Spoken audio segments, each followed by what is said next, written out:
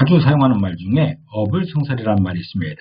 어떤 상황에서 말이 되지 않는다라고 했을 때 어불성설이라고 하는 것이지요. 과연 이 말이 이처럼 가볍게 상할 수 있는가에 대해서 생각해 보려고 합니다. 사실 어불성설은 목숨을 담보로 모험을 감해야 할 정도의 심각한 상황에서 하는 것입니다. 그때는 고려가 멸망하고 조선이 개국한 어수선한 상황이었습니다. 조선의 3대 국왕이면서 개국공신 중의 하나인 이방원이 협조를 당부하기 위해서 고려 충신인 정몽주를 만납니다. 이방원이 말합니다. 이제 부패한 고려는 망하고 국태 민안에 막중한 책임이 주어진 조선이 개국했으니 선생께서도 조선업 부흥에 협조하여 하늘의 명령에 따르는 것이 어떻겠습니까? 라고 했던 것입니다. 그러면서 이방원은 그 유명한 하여가를 부릅니다.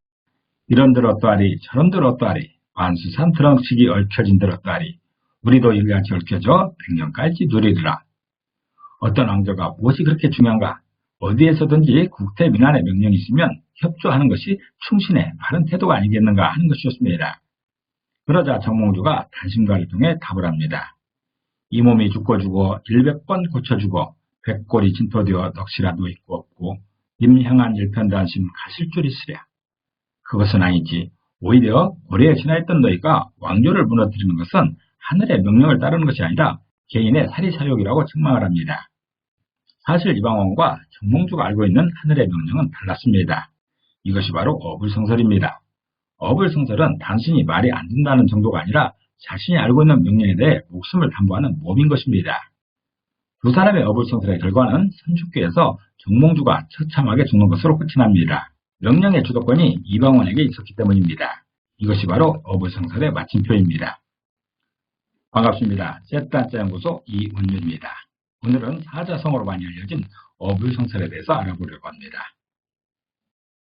어불성설입니다. 어불성설은 말씀 어자에 안입을자에 이룰성자에 말씀설자로 이루어져 있습니다. 이번 어불성설의 한자들을 제대로 이해하기 위해서는 셋단자 106강에 말씀언에 대한 셋단자를 참고하시면 어불성설을 쉽게 이해할 수 있을 것입니다. 그러면 한 글자씩 살펴보도록 하겠습니다.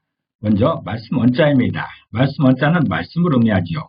말씀언자를 이미지로 표현해보면 머리두자 정도는 머리에 해당하는 우두머리에 해당되는 왕의 이미지가 있습니다. 그리고 두이자 정도는 거듭하다는 의미로 소자 이의 이미지가 있습니다. 또 입부자에 해당되는 말하는 사람의 입이 있습니다. 이렇게 세 이미지가 기록된 모양이 말씀언자여서 말씀언자가 표현하는 그 말씀은 상부에서 거듭하는 말이다. 다시 말해서 명령이나 당부를 말하고 있습니다. 셋단자 106강에서 공부한 대로 말씀어는 명령이나 당부의 의미로서 반드시 지켜야 할 책임이 주어지는 그런 말의 시작인 것입니다. 다음은 말씀어자입니다. 말씀어자도 말씀을 의미합니다. 말씀어자를 이미지로 표현해보면 말씀언자에 해당되는 말하고 있는 한 사람의 이미지가 있습니다. 그리고 나오자에 해당되는 나를 포함한 우리들의 이미지가 있습니다. 이렇게 두 이미지가 기록된 모양이 말씀어자여서 말씀어자가 표현하는 그 말씀은 말씀을 이해한 내 생각을 말하고 있는 것입니다. 말씀어자의 말씀은 말씀언의 말씀을 이해한 내 생각을 말하고 있습니다. 다시 말해서 말씀언은 말씀언을 듣고 내가 이해한 정도를 말하는 것이죠. 말씀설자입니다. 말씀설자도 말씀을 의미합니다. 말씀설자를 이미지로 표현해보면 말씀언자에 해당되는 말하고 있는 한 사람의 이미지가 있습니다. 그리고 8팔자에 해당되는 여러 방향으로 퍼져 있는 사람들의 이미지가 있습니다. 또 말평자에 해당되는 여러 사람 중에 앞서가는 한 사람의 이미지가 있습니다. 형의 이미지입니다. 이렇게 세 이미지가 기록된 모양이 말씀설자여서 말씀설자가 표현하는 그 말씀은 말씀을 여러 방향에 형이 전하는 말이다라는 그런 뜻입니다. 말씀설의 말씀은 말씀언의 말씀을 여러 방향에 대표자인 형이 전하는 그 말을 뜻하고 있습니다. 기본적으로 말씀언의 말씀을 왕의 명령으로 이해하면 좋을 것입니다. 왕의 말을 들은 세자나 왕의 1급 참모가 백성들에게 그 말을 전한다면 그 말이 바로 말씀설입니다. 이때 세자든지 1급 참모는 왕의 말이 백성들에게 제대로 전달될 수 있도록 심혈을 기울여야 할 것입니다. 그래서 말씀설은 전하는 사람, 그 사람의 말이 아니고 전달하는 것이죠. 다만 왕의 말을 듣고 전달하는 것이지 자기 말이 아닌 것입니다.